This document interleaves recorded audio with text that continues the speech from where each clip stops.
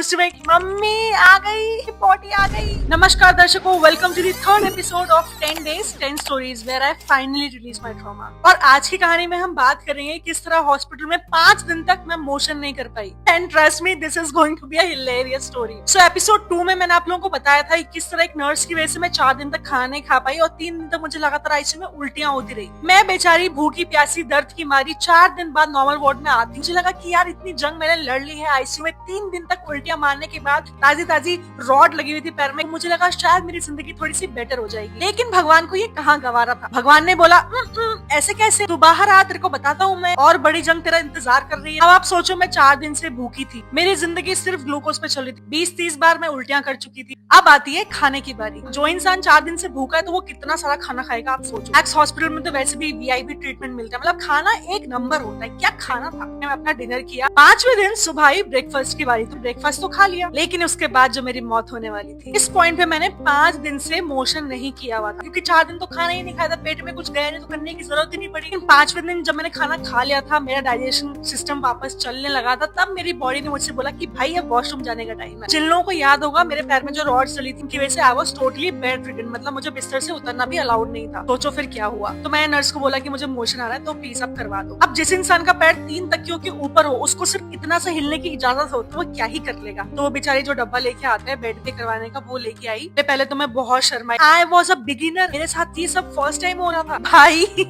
मुझसे नहीं हो पाया, मुझसे हो ही नहीं पाया, क्योंकि एक तो ना ब्रेन आपका रेडी नहीं होता उस चीज के लिए। यूरिन के लिए पाइप मेरा ऑलरेडी लगा हुआ था, तो यूरिन की टेंशन नहीं थी, लेकिन मोशन करने के लिए मुझे उस डब्बे में बैठना पड़ा। इतनी बार ट्राई किया, फिर भी नहीं हुआ। ऐसा करते करते दिन के 2 बज गए और इस पॉइंट पे मुझे लगा मैं अब गई। मेरे पसीने छूटने लगा, खाना यहाँ आके अटक गया। मुझे लगा मेरे साथ पता नहीं क्या हो जाएगा अगर मैं वॉशरूम नहीं गई तो। उस दिन मुझे पता चला कि वॉशरूम जाना कितनी बड़ी बात होती है। My mind was just not ready for it. उसके बाद आती है मेरी मम्मी मुझे हॉस्पिटल में मिलने के लिए। मेरी मम्मी ने जब मेरी हालत देखी, आपको पता ही है कि मेरा ओपन कट लगा हुआ था, तो मैं जितना प्रेशर इस पैर पे डाली थी ऐसे उठने का, वो सारा मेरा राइट लेग ले रहा था, और उस राइट लेग पे प्रेशर लेने की वजह से मेरी सारी ब्लीडिंग भी हो गई। इतनी बड़ी बड़ी सर्जरीज हो गई, मुझे कभी लो फील ना हो। इस पॉइंट पे मुझे जाके लगा कि अब मेरी मौत पक्का है। मेरे बेचारे दोस्त भी मुझसे मिलने आए थे, मैं इतना जोर लगाई थी, मेरा मुंह पूरा लाल हो रखा था कि बेचारे मैं किससे बात ही नहीं कर पाई। जिन लोगों के बच्चे हो चुके हैं उनको पता होगा कि प्रेग्नेंट लेडीज को एनीमिया दिया जाता है, ताकि आपका बच्चा पैदा होने से पहले आपका पेट साफ हो जाए। मैंने कहा है। उसके बाद 2-3 नर्सेज आई, उन्होंने मुझे एनीमिया दिया। एंड गाइस, वो फीलिंग इतनी गंदी थी ना, मैं आज भी उस दिन को याद करती हूँ तो मुझे लगता है शिट क्या था ये। एनीमिया अंदर जाते ही सर्कुलेटरी मोशन हुआ अंदर। मैंने कहा अब लेके आओ डब्बा। Finally after 5 days I did. ये तो पहला दिन था डब्बे में करने का, तो ये सिलसिला 1.5 महीने तक चलता रहा। बेड पे बैठे बैठे को पॉटी करनी पड़ती है ना, फीलिंग गाइस बहुत गंदी होती है। मम्मी पॉटी आ